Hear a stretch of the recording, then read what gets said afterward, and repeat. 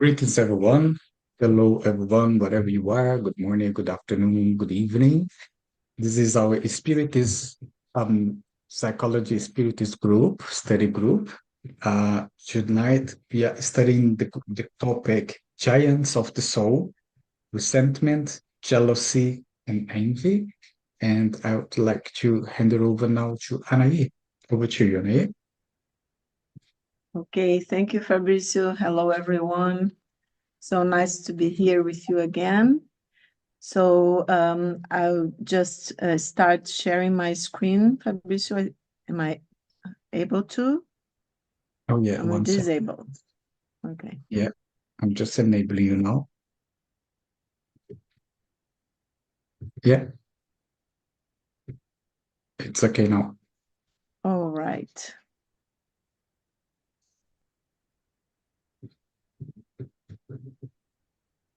So,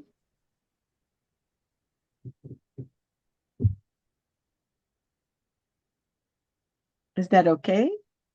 Yeah, perfect. Yeah. All right. So today we'll be talking about giants of the soul. Resentment, Jealousy, and Envy by Joannei de Angelis, psychographed by Divaldo Franco.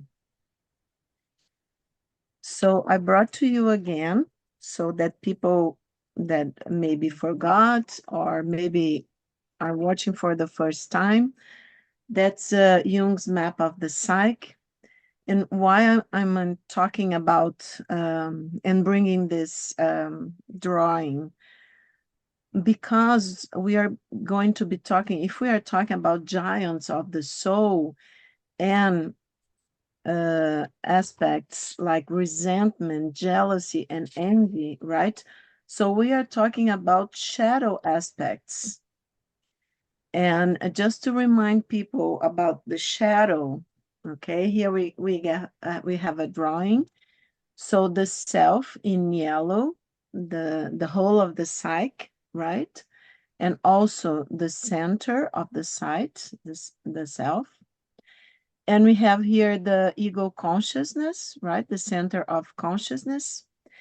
And connected to the ego consciousness. So we have a pair, actually, two complexes that Jung says that when we look inside, turn our sights to the inside, not to the outside, then the first complex that we are going to be dealing with is our shadow, okay? What Jung calls the shadow.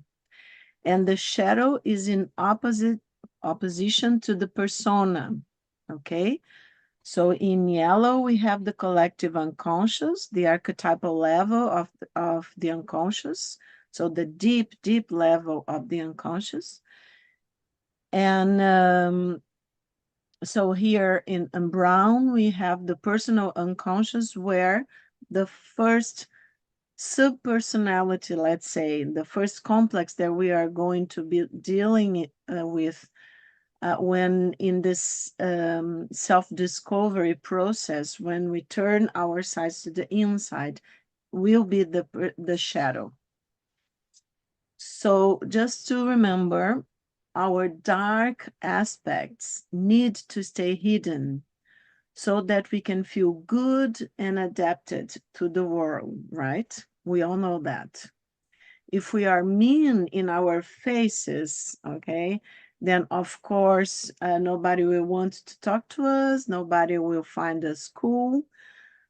We won't find friends. Family will say, oh, here she or he comes again. So we need to hide these dark aspects. Usually that's what the ego, and especially the immature ego, does, right? Because when the ego is developing, so the ego is this being the center of consciousness, the ego is always trying to adapt to the outside world. And so it has to feel good and adapted.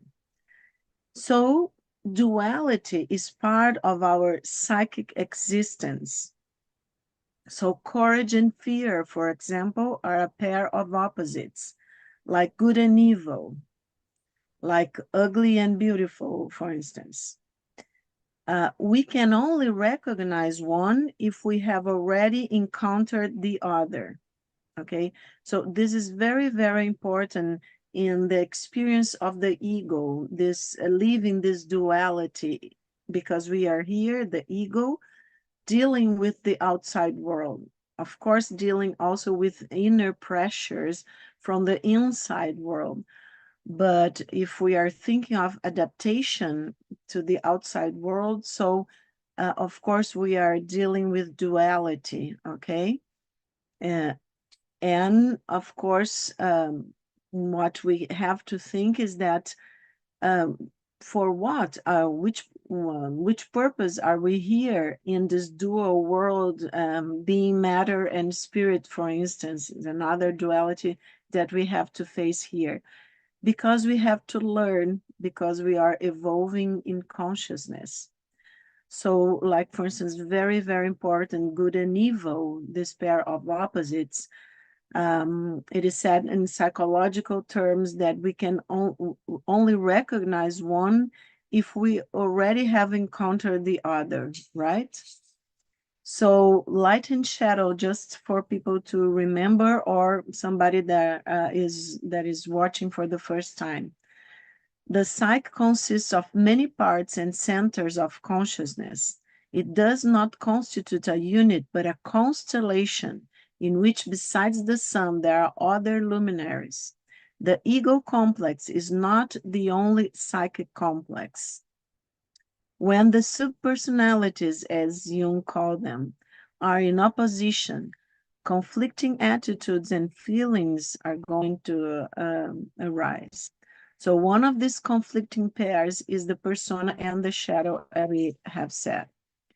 The shadow is the image of ourselves that sleeps in our wake as we walk towards the light, according to Jung. And he says that the shadow behaves generally like the inferior or negative personality, parts of us that we wish we were not like. And the persona, okay, just to make the reasoning about this pair of opposites, the persona is a complicated system of relationships between individuals, individual consciousness, and society. It is designed, on the one hand, to produce a certain effect on others, and on the other hand, to conceal the true nature of the individual. So that part of the personality developed and used in our interactions, the persona. So is our conscious, it's conscious, okay? The shadow is unconscious, but the persona is basically conscious. Is the conscious outer face, our social mask that we use to adapt to society. The face and role shown to others and used to shape the outwardly visible image we have of ourselves. The way we feel, we have to behave, okay? So the ego struggles a lot is to construct the persona, because it's the way we feel we have to behave. And anything that doesn't fit in the persona, that I think it's going, to cause some kind of disadaptation, let's say, or something that people are going to say it's not cool in my personality, then of course the ego is going to struggle to deny, to protect itself, to repress in the unconscious. So the persona is collectively adequate, it makes a considerable concession to the outside world, forces the ego to identify with it. And this leads certain people to believe that they are what they imagine themselves to be. Okay, it's not like, oh, I know that it's just a mask. I want to believe that I am this persona, that this mask is showing my true face, let's say. But then comes the shadow. So the ego usually is not aware that it projects the shadow, because everything that we deny, that we repress, remember, will tend to be projected onto others and onto the outside world. So the shadow would have qualities recognized as immoral, for instance, or at least not recommendable, containing characteristics of a person's nature that are contrary to the customs and moral conventions of society. The shadow hides behind the persona. Parts of the shadow may be positive, such as undeveloped talents, for instance. We have talked about that, and I know that in Bournemouth's Spiritist Society, right, Fabrizio, people can go there and look for more specifically for the meeting that we talked a lot about the shadow. So every ego has a shadow, because adapting and coping with the world, whatever it cannot accomplish without facing a moral conflict, will be accomplished by the shadow. This core of darkness, as Jung calls it, would be the very definition of human evil. Jung says that evil cannot be definitively eradicated. It constitutes an inevitable part of life. And Edinger, it's another Jungian author, in Anatomy of the Psyche, he says the development of the ego is associated with the experience of evil, crime, and guilt. Consciousness of the shadow makes individuation possible by uniting our ordinary human reality with the self. Remember that the concept of individuation is of unification, let's say, the totality of the psyche trying to develop, especially after middle age, to put together these opposites that constitute our psychic life, right? So that we can be like a whole and be more of ourselves, and also express our soul in this world in a more whole and unified way. So the consciousness and the shadow, why is that important? Because there is a therapeutic need for ego consciousness to confront its shadow. The two parties are transformed when this happens. So one can observe the compensations on the part of the unconscious, which tend towards the establishment of a unity. So that's the individuation, right, process. It's part of it. So consciousness is renewed by plunging into the unconscious. Both consciousness and the unconscious constitute a barren land as long as these two halves of psychic life are separated from each other. So when I'm talking to you guys again about the shadow, try to remember the giants of the soul, okay? When we feel envy or jealousy or resentment towards someone, of course we are going to hide, even from ourselves, from the ego is going to try to hide that we are feeling this kind of feelings. So the integration and growth, of course, when the light meets the shadow, there's an integration and growth. So the shadow is often not directly experienced by the ego. Being unconscious, it is then projected onto others. This rules out the possibility of using experience to gain conscious knowledge of our shadow features. So you understand, guys, that it's why it's so important to make this the psychic work, to spend time trying to find ourselves, to be truth to ourselves, to face our shadows, because if we don't do that, we are certainly going to project onto others. And remember that our shadow aspects, remember in the first drawing that I show you about Jung's image of the psyche, that the shadow, our individual shadows, are connected to the collective shadows. So if I do the work of integrating my shadows, my shadow aspects, I'm bringing more light, not only to myself, to my inner world, to my psyche, but also helping the collective psyche, let's say, right? The collective unconscious, to bring more light to what is still shadow in the collective unconscious. So, however, if shadow traits become conscious and integrated, the person becomes very different from the average individual. Everything ages and needs change and renewal.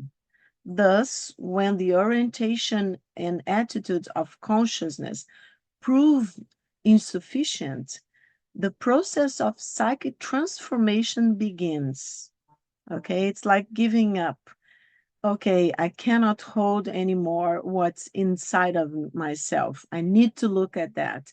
Then the process of psychic transformation begins. The ego then has no choice but to confront its dark aspects repressed in the unconscious. And then in Mysterium Connunctionis, the collected works, volume 14, Jung says, people, when educated to see clearly the dark side of their own nature, learn at the same time to understand and love their fellow man. A decrease in hypocrisy and an increase in self-knowledge can only result in greater consideration for others, as we are easily led to transfer the lack of respect and violence that we practice against our own nature onto our fellow human beings. I think this is a wonderful sentence where Jung is summing up this, it's saying everything in only this nature. Why is so important, and why Joanna is going to talk about the giants of the soul, and think why Joanna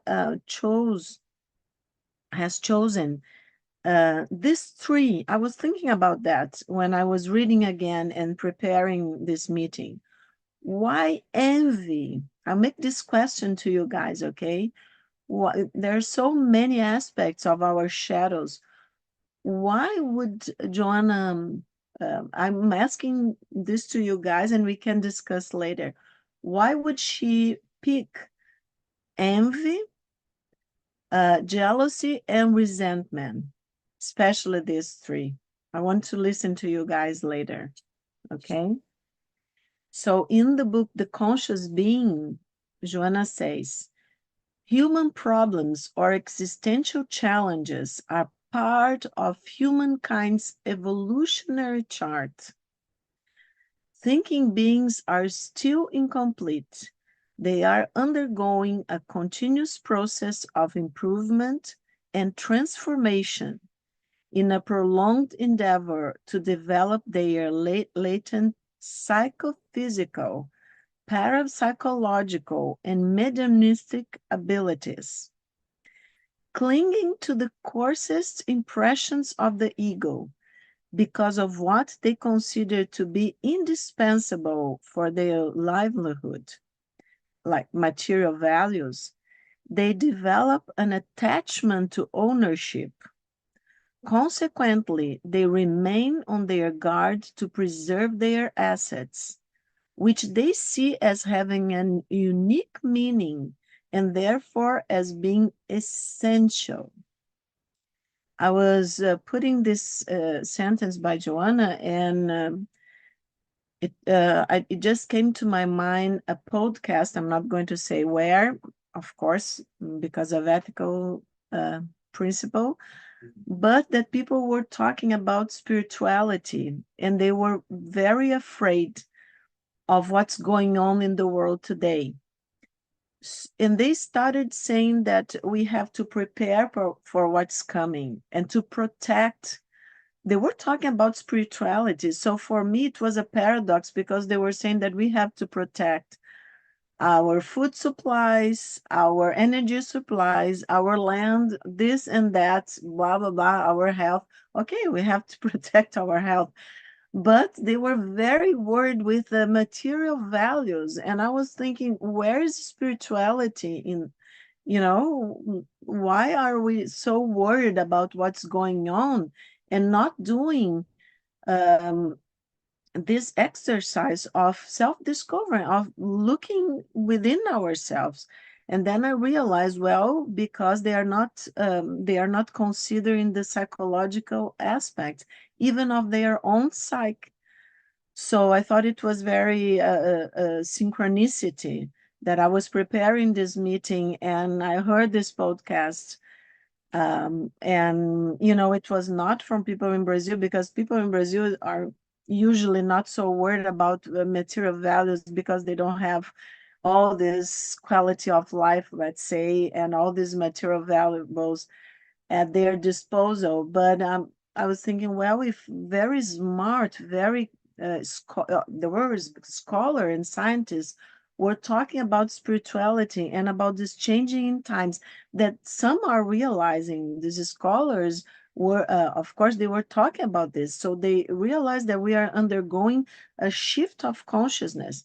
But at the same time, so I thought it was like a shadow aspect that of the group that was appearing in the podcast, because they were saying, well, we have to remain here, so we have to protect land and food supplies and energy and this and that. And said, well, I think we are missing the point here, guys, but I didn't say anything, of course. So Joanna is going to say that any real or imaginary threat that may lead to loss becomes a problem, which soon impacts their behavior, generating perturbation and sorrow. Moreover, other psychological problems derived from previous reincarnations resurface as disquieting pathological phenomena. Added to the list are problems that derive from personal insecurities in their relationships. We are in the relational world. We are exploring this, right? As a result of what is known as imperfections of the soul.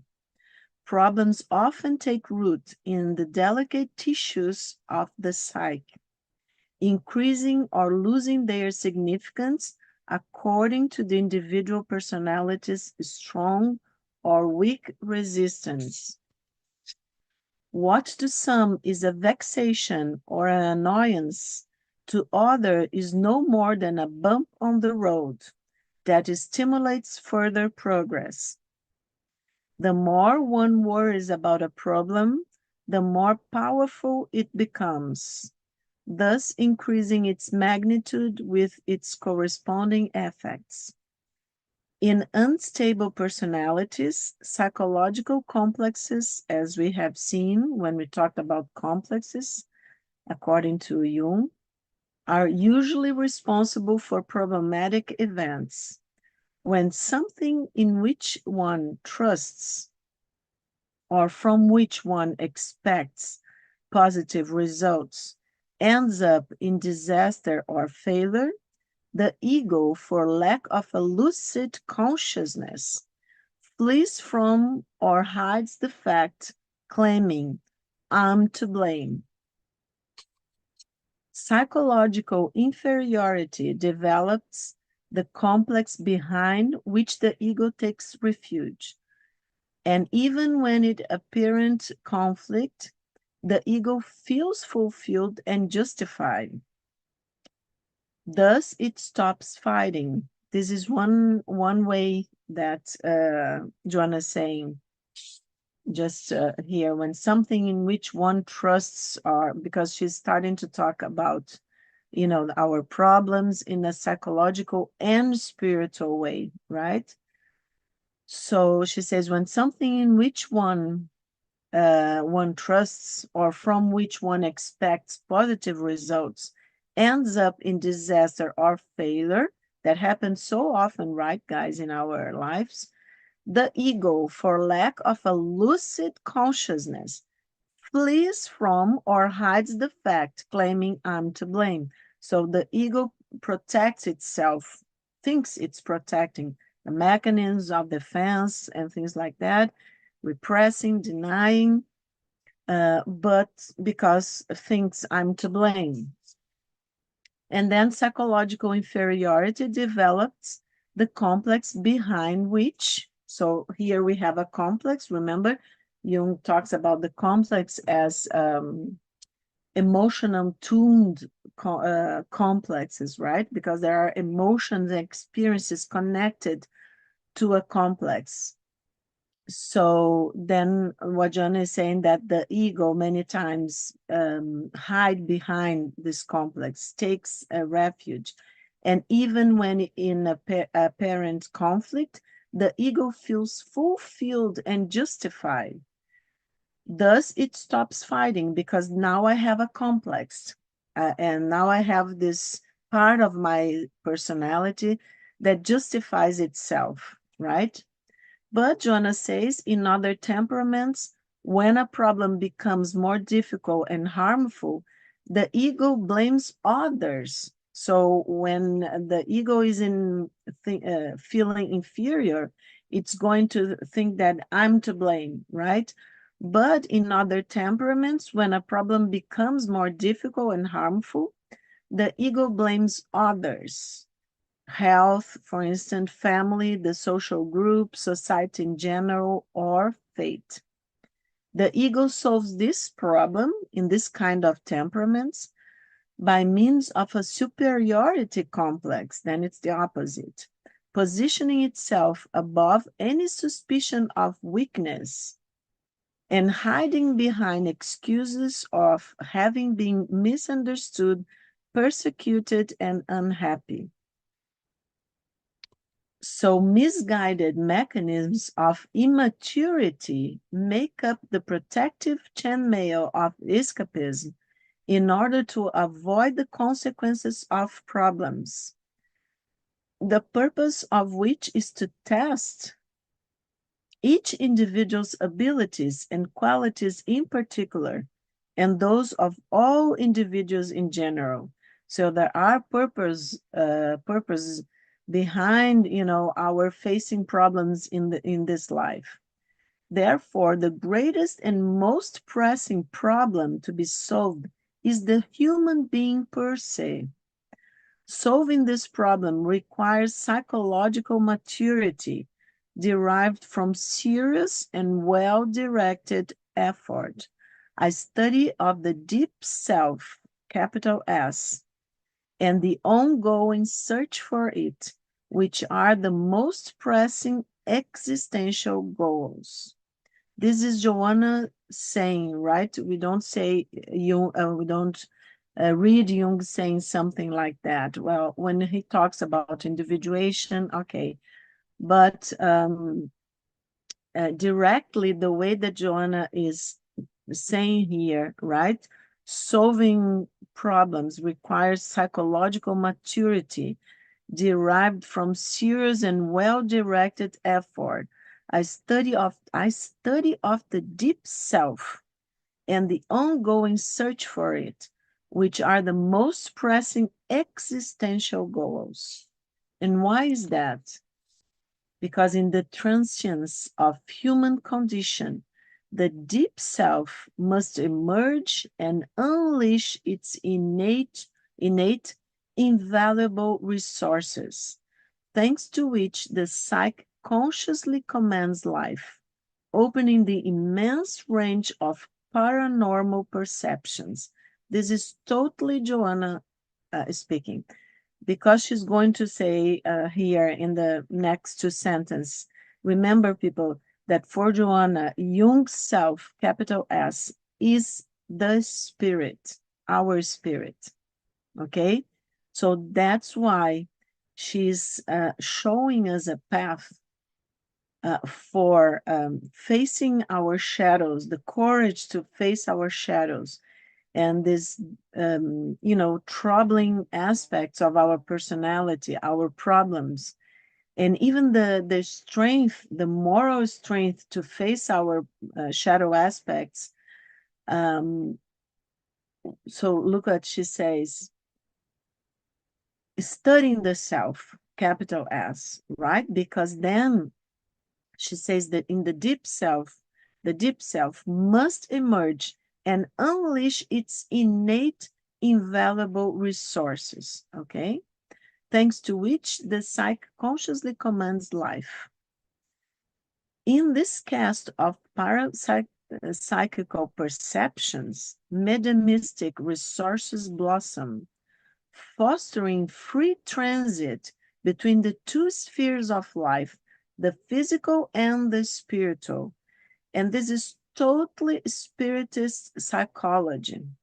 That's Joanna's greatest contribution in my point of view.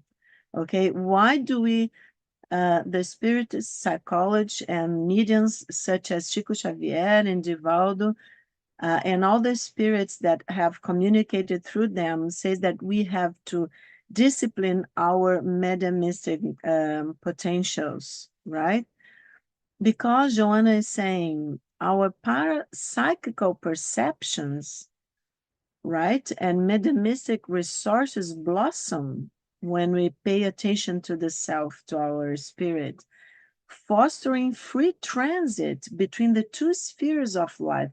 So this is totally expansion of consciousness and totally being part of this shift of consciousness that is happening in our world today. So, and then we transit between the two spheres of life, the physical and the spiritual. Such expansion of the paraphysical abilities enables the deep self, the spirit, according to Joanna, to immerse itself in the causality of human phenomena and thus interpret problems at their origin, since they always derive from past experiences. Even when they are current and started recently, the person facing problems needs them, recovering morally, working towards maturity, as the state of psychological childhood results from the absence of evolutionary achievements. So we need to go step by step, right, in the stairway to heaven, actually. No one stays alive without facing problems which exist to be resolved, offering a positive balance of evolution. Individuals are enveloped in the pettiness of egotistical aspirations. They live their lives pressured by the need to project their own image because they feel incapable of overcoming their shadow in order to manifest the strength of the real self, the image and likeness of God, created to reach the infinite and attain cosmic consciousness. They are God in seed form, which evolutionary experiences develop and perfect. Since the ego overly projects itself, it engenders and seeks refuge in affliction, and refusing to fight, it increases giants to protect it, like poisonous mushrooms that bloom in moist and fertile soil, thriving in and dominating its tormented psyche. Among the soul's dreaded giants that predominate in human nature, a few stand out: resentment, jealousy, and envy, which numb the sentiments, incite inferiority, and end up defeating those who nourish them, unless they face them with Herculean resolve and steadfast persistence. So I just pause here a little bit. We are almost getting to the end. And to talk to you about, and then I want to hear you after, before we do our exercise, that it's not going to be recorded, as we said in the WhatsApp group. Why Joanna is talking, we are in the relational world, right? Meetings. We are studying that. And we are in a world that people are having a hard time to relate to themselves and to one another. And it's a paradox because we have all this technology, right?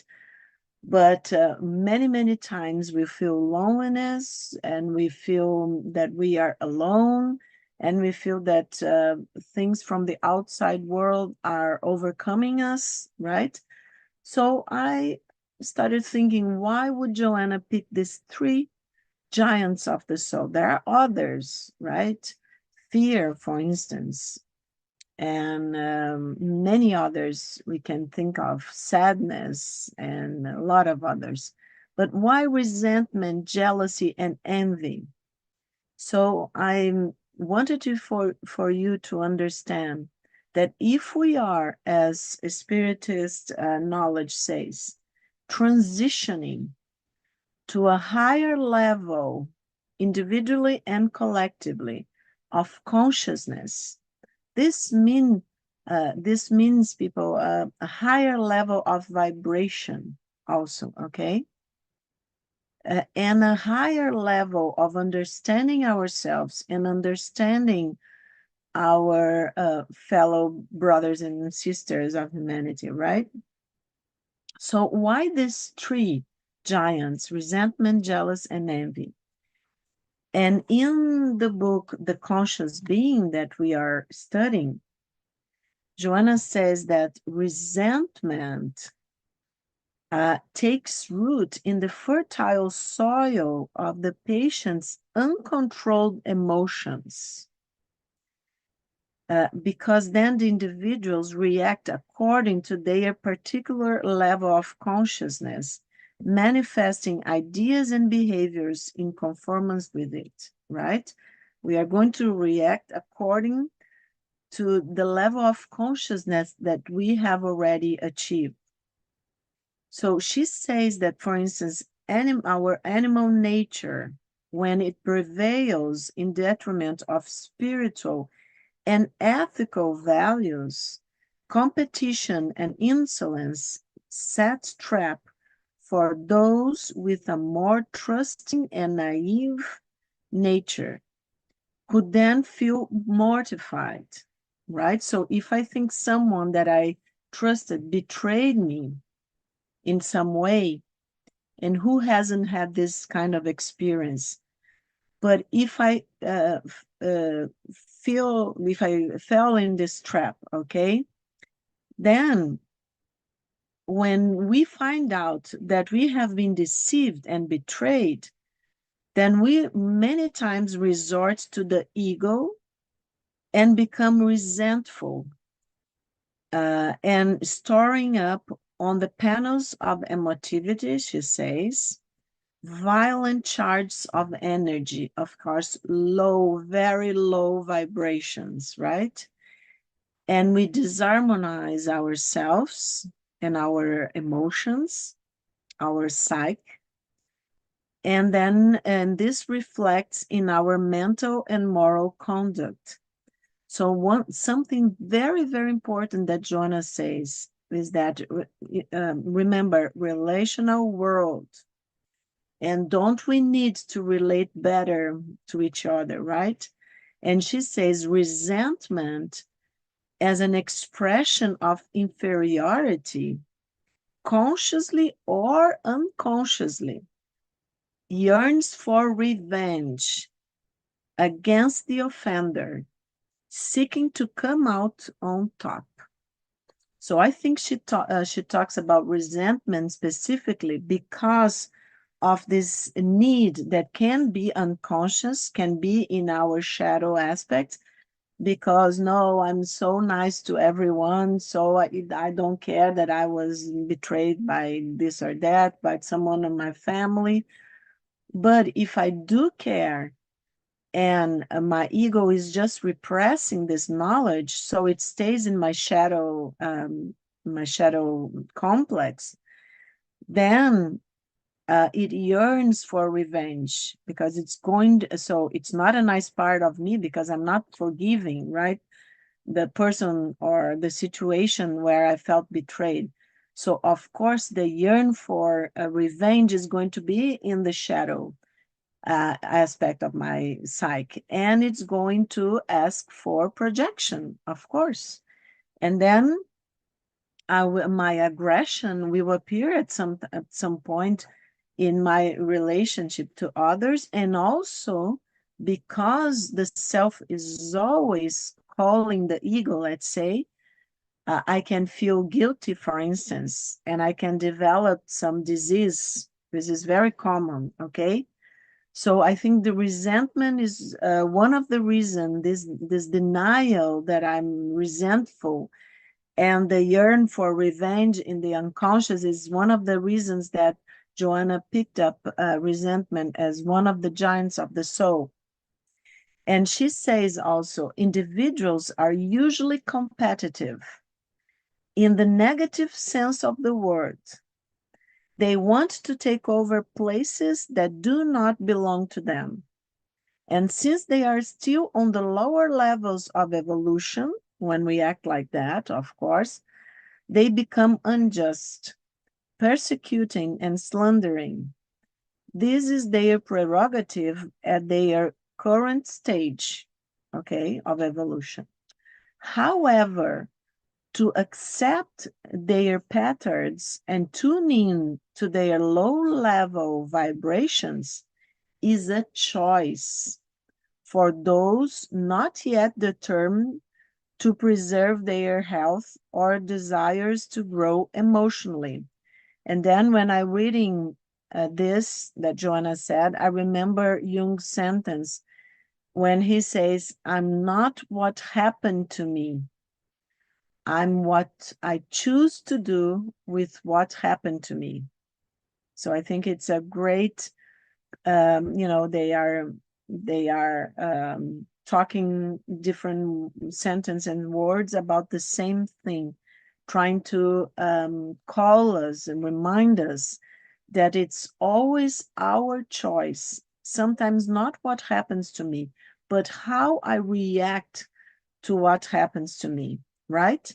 So about resentment, I think that's a nice way to think of it, of why Joanna picked up as a giant of the soul. And then jealousy, when she talks about jealousy, she says that jealousy is characterized by psychological insecurity and constant suspicion, and its presence in the soul becomes a merciless tormentor.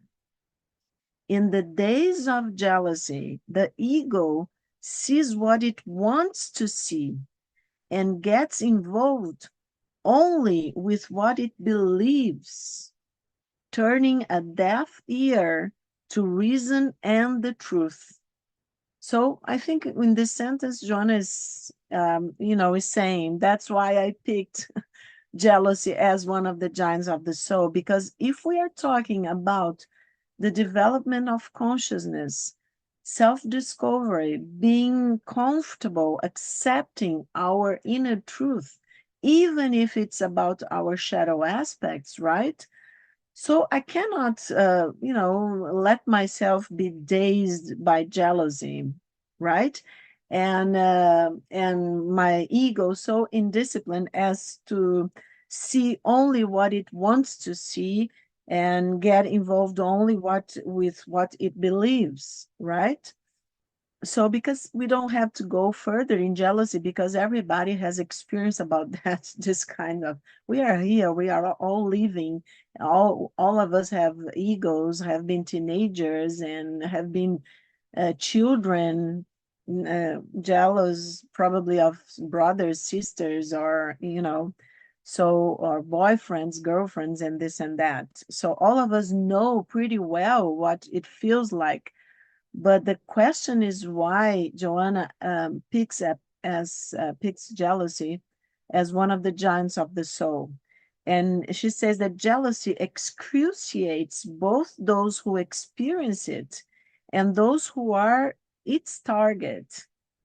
Jealousy goes beyond people to encompass objects and positions, possessions, and values, which take on a completely unreal importance, isolating patients in anguish or arming them with aggression against everything and everyone. Okay, it's totally a giant of the soul, and it's making our life miserable when we are jealous of someone, right? She say the jealous ego focuses its existence on exorbitant desire and circumscribes itself to domineering passions, destroying moral and emotional resistance, which ends up yielding to its power. Jealousy is a trap of the presumptuous ego and must be dismantled. Only the self, capital S, can manage this feat by breaking its shackles in order to emerge rich in inner accomplishments, overcoming egoic narrowness and limitations, and expanding to fill up emotional space and spiritual aspirations asphyxiated by the venomous gases of jealousy. Okay? And the last one, envy, a vestige of inferior atavisms. Envy is a moral weakness that disrupts human beings' ability to struggle. Instead of striving for self-worth, they regret the success of others, but they do not strive for their own. They compete by plotting and slandering. They look forward to and rejoice in their opponent's failure. They watch and persecute, assailed by insidious inner misery. So I don't think we need more of, but we can understand. And I was, when I was reading this, it reminded me that some years ago, I think it was in the United States that they did, I think I have already told you about that, a research about the main feeling that, or emotion that the social media, arise in people, and it was envy. Okay, the number one answer was envy. So Joanna says, egocentric people with envy, they have not left their psychological childhood behind and expect to be the only center of attention, the object of all interest and reference. Envy is insidious, the result of mental and moral indiscipline. Okay? So I think it's nice for us already to understand why she picked up these three giants of the soul. And I brought to you, I'm not sure it's a very clear, but it's a sentence by Jung. You can look in the YouTube. There is, if you put this sentence, the world hangs on a thin thread, and that is the psyche of man. If you put the world hangs on a thin thread, you are going to see a small movie where Jung talks about that. And remember that Jung, in his lifetime, he saw 2 world wars, right? He had the anomalous experiences with Europe being flooded in a wave of blood and all that.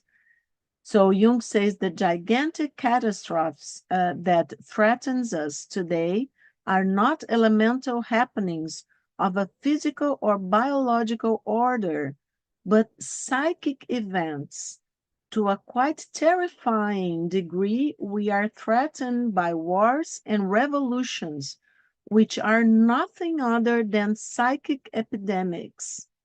At any moment, several million human beings may be smitten with a new madness, and then we shall have another world war or devastating revolution. Instead of being at the mercy of wild beasts, earthquakes, landslides, and inundations, modern man is battered by the elemental forces of his own psyche. You see why Joanna is talking about giants of the soul. So he says the world hangs on a thin thread, and that is the psyche of man. But in times of health and consciousness, Joanna writes this beautiful, almost like a poem, okay? Divine forgiveness sweetens and soothes me. It gives me the extent of love's therapeutic power. I begin to see the world and people differently, correctly, positively. I overcome the resentments that used to torment me. I begin to live without the chains that used to hold me back. I recover the joy of living and being natural, loving all with tenderness, even those who do not correspond to my affection. All is well with me now because I feel good about life. So one of Joanna's considerations, she's talking about the therapy of love. And I think she's the first that I know of as a spiritual author talking explicitly about therapeutic of love. And she says that love is like a perfume for these giants of the soul, of course. It overflows invisible but noticed, impregnating feelings that can be identified, allowing emotional health and well-being to all. Therapy of kindness alongside specialized psychotherapy is a constructive element to overcome all these giants of the soul. Then affection grows, horizons widen, interests stop being personal.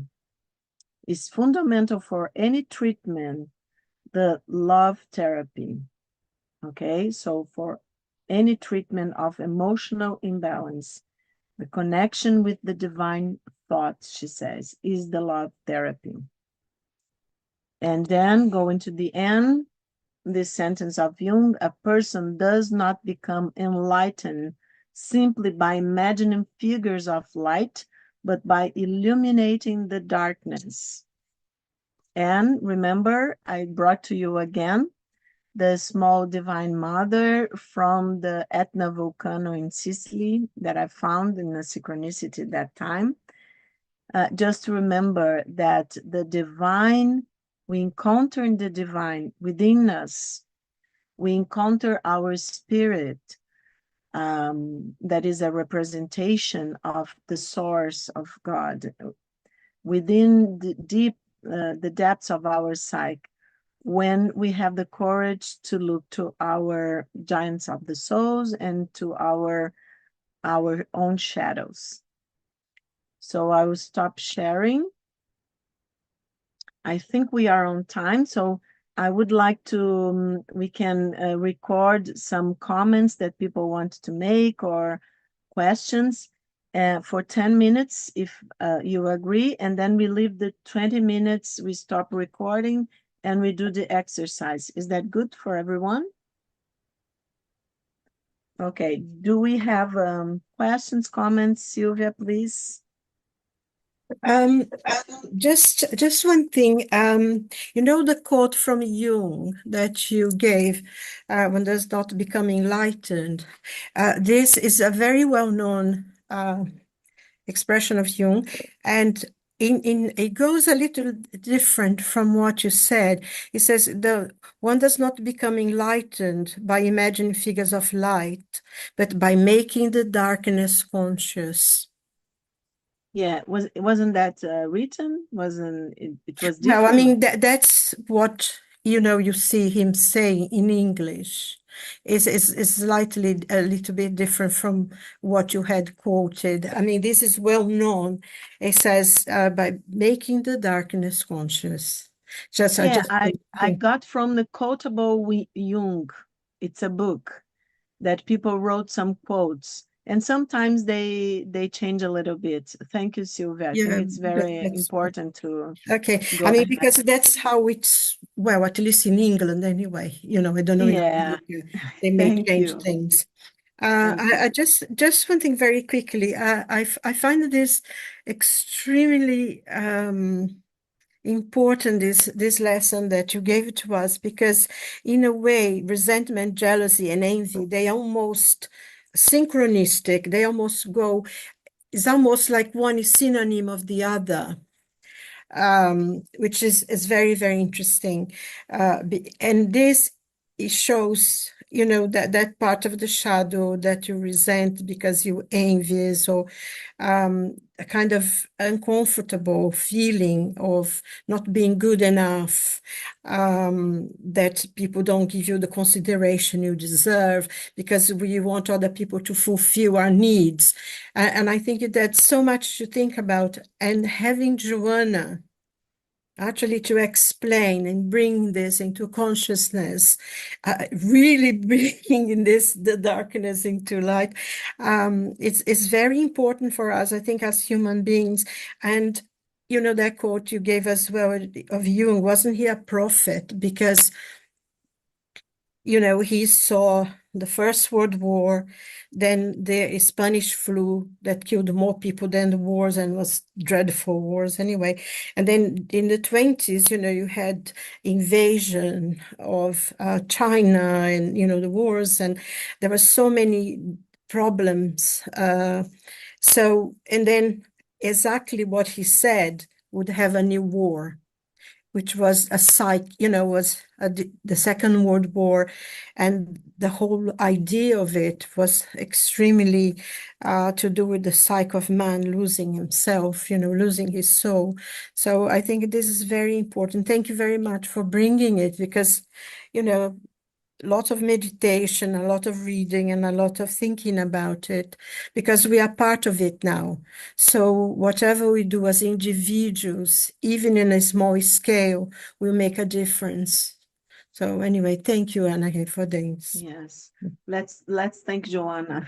Yes. Yes, you're very welcome. I'm just trying to put things together. And please, thank you, Sylvia. And yeah, thank you, Anahy. Of course, I'm no psychologist or anything like that, so I do always struggle a little bit with some of the more complex ideas. But one thing that really struck me and brought it home to me was the idea that these three giants of the soul relate to our let's say our psychic infancy. Like we are not almost angels. We are very close to the beginning of our development. And if we realize, if let's say an experience of a mother, and you look at a toddler and see these experiences, we are spiritual toddlers. I speak for myself, not for anybody else. I'm a spiritual toddler still. And when I see it like that, I have compassion for myself, which is Joanna's theory of love therapy. And I think that is really, for me, really helpful. Because then instead of being angry that I'm not there yet, or that I don't have that level of advancement, but I am able to recognize that I am that spiritual toddler, and that, I am able to be loved, and that I will be inevitably growing up and understanding and moving along. And I just find that it's very consoling to me. So those are my thoughts I wanted to share. thank you, and for me too. Because we are toddlers, doesn't matter. The example that I was giving you guys, the podcasts are, really scholars and scientists, And they were thinking, they were talking about spirituality, but thinking in a dual way, in a materialistic way. So it's kind of a paradox that, of course, we study a lot, we try to understand, we struggle with our difficulties. It's so right, because this is the evolutionary path that Joanna says. So I feel pretty much as you do, and we are, in the same. Thank you. Mark, please. Yes, hello all, and thank you, Annie, for your presentation, and Fabricio and all the preparation for this. Some lovely perspectives. I'm going to offer just some of my reflections and maybe comments. And I'll start someplace different, only because of the last topic that was mentioned about the scientists and the podcast that you mentioned, and I guess what on that very brief point, in my understandings, is in some ways they would be functioning from a non-dual perspective, as opposed in the sense that they aren't even probably considering that spirit is an actual reality. It's the material, it's the physical, it's the human. It's just a speculation, because I guess my understanding is some people are just on a physical material path. That's their incarnation this time. Some others are on a more spiritual path. That's their incarnation. And then ideally, I try to put myself in that I'm trying to reconcile that both are present. Always. I'm both of these things. I'm not one, I'm not the other. And I wonder in that sense, with all due appreciation to Joanna's, why we're putting within the soul resentment, jealousy, and envy, rather than putting it within the personality. Because my understanding is personalities change over the centuries, the millennia, the even tens of thousands, millions of years of our species. But the soul has been on a journey over those times. So that's just kind of an offering, an inquiry of why we're placing these giants not within the personality. And I also sit with I love the point that was made of what I choose to do with what happened to me, and I think highlighting that and the journey that's going on in the last, let's say, century plus, is what happens to each of us in our first 7, our second 7, and our third 7. So our first 21 years of life, of what happens when there's not love, when there's not gentleness, when there's not compassion, by our care, the people around us. And then that brings me to my, final orientation is that I appreciated you mentioning Highway to Heaven, and that a part of me just flipped that and went, well, if we've got a highway to heaven, then there needs to be our stairway to heaven, as we know. There's of course, the famous highway to hell. And I guess what I sit with in this 21st century is, if we're ready to let go of the religious faith orientation of evil, that perhaps was of its time, and in a similar way, perhaps heaven was of its time. So I put that there, and then just ending on a synchronicity and coincidence. When I thought of that song and album, I just decided to look up to remind myself where that band was from, and I have seen them, right? AC/DC, and I enjoy the coincidence that right now, after 10 years, the Australian band AC/DC, is playing tonight in London. Oh, wow. Oh. Where I live. And has been playing four nights, the last 4 nights, in Wembley Stadium. So here's a little bit of a tip of the hat to some of these offerings that I make about bringing things into the 21st century, and everything that we've learned through psychiatry, through psychology, through spiritist inquiries, so that we can continue to grow. Thanks, Mark. It's a lot of stuff. We want to do the exercise, but I know. let's keep it in mind. Have to be engaged. Just appreciate the opportunity to express. Thank you No, very much. it's great. It's great. I was listening to you, and yeah, I think you have a point in, because, for instance, Jung says that psyche and matter, you know, when we talk about the archetype of the unus mundus, everything is interconnected. So psyche and matter would be two sides of the same thing, let's say. So in this point, I think you are correct. I was just making in the reasoning from the point of view of somebody that is listening to the podcast. Yeah. It was like a paradox. They were talking, I don't want to say here because it's going to be recorded, but they were talking about protection, and you know what I mean? Only to protect itself, not be aggressive, but they even suggested we should use, you know, any means to protect ourselves. So that's what I thought. It's very opposite to spirituality. That's in the point I was making. But I totally agree with you. It depends on the point of view.